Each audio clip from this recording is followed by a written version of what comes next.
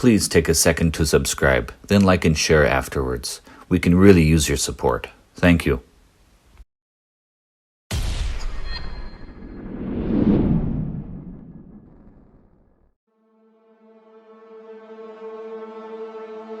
First Kings 7:13.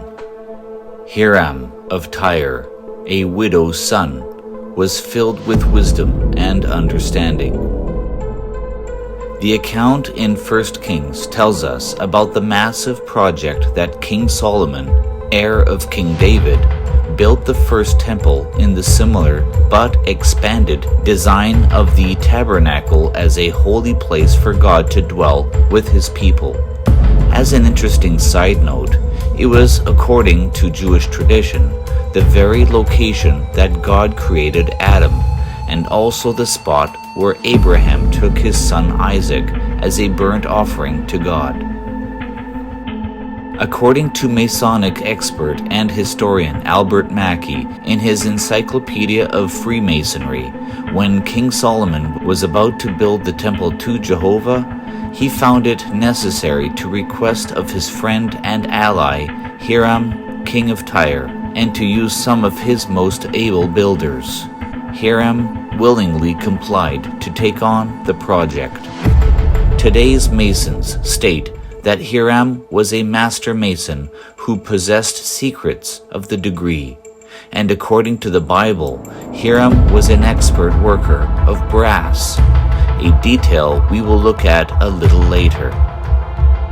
In 1872, German engineer and archaeologist Konrad Schick was granted what was to become the only authorized excavations of the Temple Mount. He measured and documented the infrastructure under the dome of the rock and had a small-scale multi-level 3D model made of his findings. Few knew much about this model, which was on display in the Ottoman Empire Pavilion at the 1873 World's Fair in Vienna. It was hidden away for the next 150 years and stored away in Jerusalem. Michael John Rood, a Messianic teacher and rabbi, gained access to this model and was able to photograph and carefully disassemble the layers to corroborate the internal structures with the findings of other experts. Found under today's surface of the Temple Mount are 4 cisterns hewn out of solid rock that was likely used for temple service. Today, they are finding that these are constantly being filled with water from a yet unknown source. A number of years ago, as water was gushing out only meters from the dome of the rock, the Palestinians in charge were forced to uncover some of the brick covering to deal with this water. What they accidentally exposed was the foundation of the southern wall of Solomon's temple. Previously, having already discovered the northern wall and matching these with the findings of the model, they knew that the Dome of the Spirits standing today must have some significance to the temple. The Palestinians are extremely sensitive about anyone going near it today. We know there is a large rock under this dome. After carefully examining all of the information, including the measurements of the temple, what we have in the scriptures, and the work of Hiram Abif, Rabbi Rood has presented his findings. This rock under the Dome of the Spirits was the precise location where the Ark of the Covenant rested inside the Holy of Holies. The foundation stone here can be found 4 key ways. Here you can see where the walls stood that make up the temple footprint. 1 Kings 3:1. And Solomon made affinity with Pharaoh, king of Egypt, and took Pharaoh's daughter and brought her into the city of David, until he made an end of building. the house of the Lord. According to Jewish tradition, this affinity signifies a secret agreement that had to be kept in the family. So it requires a marriage to seal a covenant. This agreement was incredibly important because Solomon hired experts from Egypt to build a secret mechanism under the temple, and only the ancient Egyptians knew how to build it. And the types of machines the Egyptians knew how to build were levers and sand hydraulic technology. And this machine centers around the very center of the Holy of Holies. Therefore, this passage in 1 Kings is another major piece of evidence concerning this engineering marvel.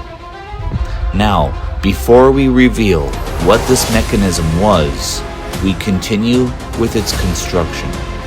1 Kings 7:13. And King Solomon sent and fetched Hiram out of Tyre, a worker in brass, and he was filled with wisdom and understanding, cunning to work all works of brass. Legend of Hiram's work in the temple was that it was done at night so that nothing they did could be seen. 1 Kings goes on. Hiram cast 2 pillars of brass, 18 cubits high apiece, and a line of 12 cubits did compass either of them about. And he made 2 capitals of molten brass. The capitals were 5 cubits tall. This is extremely important to know. 18 cubits equals 31 feet tall, plus adding another 5 cubits, approximately 8.6 feet, to its height. And Solomon set up the pillars in the porch of the temple, and he set up the right pillar and called it Jachin, and the left pillar Boaz. Jachin in Hebrew can mean he will establish, or support, or point of rest, as in a point for something to rest and pivots on. This is the definition of a fulcrum. Boaz in Hebrew can mean fleet or force. This works. If we look at these two, fulcrum and force, we are looking at key components of a lever system. And interestingly, these 2 columns supported virtually nothing, because as we are about to discover, their purpose was not to support anything. 1 Kings 8:6-8. And the priests brought the ark of the covenant of the Lord unto the most holy place, and they drew out the staves, that the ends of the staves were seen out in the holy place before the oracle, and they were not seen without. The ark sat right in front with the staves, or poles, pulled all the way out and sticking out into the holy sanctuary, so that it remains clear of this square stone. Why? The Lord said that he would dwell, or shakan, which in Hebrew means an established place to inhabit, in the thick darkness, or Araphel, meaning on a lower level. I have surely built thee a house to dwell in, or Zebul, meaning on a higher or exalted level, and a settled place, or Makon, meaning a fixed place for thee to abide forever. Solomon here had provided us with a riddle that not only did he build an exalted residence for the Ark of the Covenant, which was the temple, but also prepared a lower place for the Ark to remain forever. And the word forever did not mean for eternity, but for an extremely long time. This lower residence is the very place we spoke about in the Evidence Uncovered episode on Jesus Christ, the death. Roughly 500 years after the temple was built, the king of Babylon laid siege on Jerusalem and eventually broke into the city to take for themselves the most sacred treasures from the temple for themselves, as we laid out in the Prophecies Uncovered episode, Desecration and Death. What was not found in the temple, however, was the most sacred of objects, the holy furnishings of the temple, the table of showbread, the altar of incense, the golden menorah lampstand, and the ark itself. When they walked into the holy sanctuary and the Holy of Holies, what did they find? Nothing. Nebuzaradan, general of the Babylonian army under the reign of King Nebuchadnezzar, was the one in charge to destroy the temple and return to Babylon with the captive Jewish people. With him, they took only a small load of sacred vessels. This loot was carefully listed, so we know the holy furnishings weren't taken. And then, Scripture strangely tells us, once again, the height of the brass pillars. 2 Kings 25:17. And the two pillars, the height of 18 cubits, and the height of the capitals, 3 cubits. Wait a minute.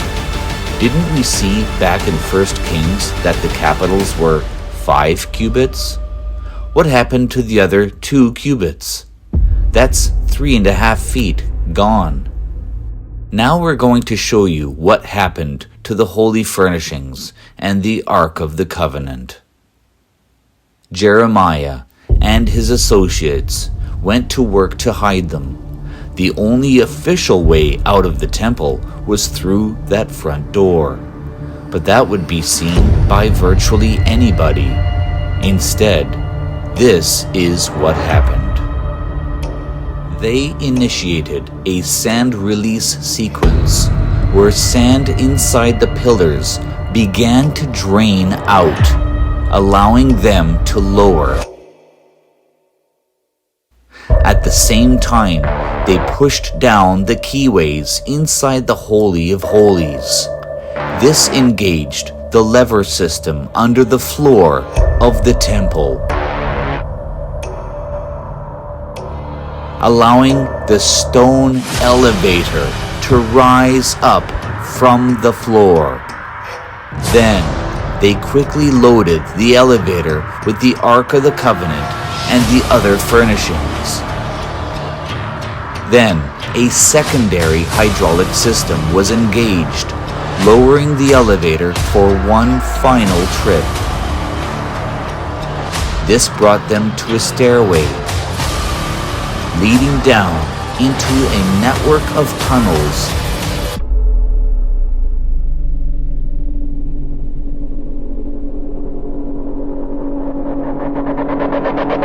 leading westward to a cave roughly 20 feet below the northwestern wall section of the city, a safe distance from the destruction of Jerusalem that was about to take place. This cave is the very place that the Ark has been resting for the past near 2,600 years, as outlined in the Jesus Christ death episode. Neither the subterranean passages nor the elevator system under the floor were ever discovered by the Babylonians. So, looking back at the 1 Kings 8 passage, it becomes more clear. I have surely built thee a settled place, or Makaon, meaning a fixed place for thee to abide forever. The books of the Maccabees are a series of deuterocanonical books. Some are considered as apocrypha, but the second book records this very event of hiding the ark. 2 Maccabees 2:5-7. When Jeremiah got to the mountain, he found a huge cave, and there he hid the tent of the Lord's presence, the covenant ark, and the altar of incense. Then he sealed up the entrance. Notice he records that he sealed up the entrance, which we'll get to in a moment. Now, 2nd Maccabees adds more details to the account. Later, some of Jeremiah's associates tried to mark the way, but they could not find the cave within the vast network of tunnels. When Jeremiah learned what they had done, he reprimanded them, saying, "No one must know about this place until God gathers his people together again and shows them mercy." This is an extremely interesting detail because in the 1800s, French explorer Charles Clermont-Ganneau discovered this patchwork of tunnels and caves, and he also learned that it connects with Zedekiah's cave, also called Solomon's Quarries, which also connect to Jeremiah's grotto. Along with one of these larger passages, the explorer found a marker, a half-completed cherub chiseled in the stone wall. It is believed to be the very marker mentioned in 2nd Maccabees and left unfinished after the carver was reprimanded by Jeremiah. The cherub had the body of a lion, the wings of a bird, and the head of a man. This fits the description of the biblical cherub used at the entrance of royal passageways. The cherub carving can now be found in the British Museum. As mentioned in the Jesus Christ death episode, biblical archaeologist Ron Wyatt also found this cherub in January of 1982 after finding the chamber with the ark located outside the city wall and 20 feet underground. Wyatt was not able to complete backtracing the route the ark had taken from under the Temple Mount, as he had to stop after coming to a rock wall blocking the way. But if we mark the location of the chamber on a map and draw a straight line to the Temple Mount, the line intersects perfectly with the passage where the cherub was found, directly under the Muslim quarter of the Old City. Let's go back to Jeremiah when he rebuked the one who went to mark the way. After rebuking him, he declared, "The place shall remain unknown until God gathers his people together again and shows his mercy. Then the Lord will disclose these things, and the glory of the Lord and the cloud will appear, as they were shown in the case of Moses." This means that on that day, in our future, it will be brought out into the open and revealed to us. And as Mr. Wyatt said shortly before his death in 1999, that he met two angels inside that chamber who explained that these sacred items from the chamber, the furnishings, the ark, and the stone tablets with the 10 Commandments will be revealed in the end times when the mark of the beast becomes law. You see, when we receive Jesus Christ as our Lord, we will be keeping the 10 Commandments just as they were fulfilled by Him. But just as the angels explained to Wyatt, there will soon be a day when there will be a new set of man-made laws that will require us to break the 10 Commandments. If we accept this man-made law over God's law, we will be doomed for eternity. The temple, made of stone, may no longer be standing, but history of the Ark of the Covenant is still not complete. It will make its appearance on the surface of the earth very soon, and to know when that is going to happen, we must keep our eyes diligently open for these things to begin happening in the world. Interestingly, Pope Francis and other religious leaders of Judaism and Islam met on November 6th through the 18th, 2022, to gather at Mount Sinai for a ceremony called Returning to Sinai, where they revealed a new 10 Commandments, focusing on repenting for man-made climate change that brings all faiths together as one, with 10 universal commandments for climate justice, and plans for the third temple is underway, about to be built at any time. Red heifers are on location, and all the priestly garments and vessels are ready, and many Jewish Levites have been trained as temple priests, and the Temple Institute has officially stated all the building material is ready, and once they get the go-ahead, the temple will be built in a matter of weeks.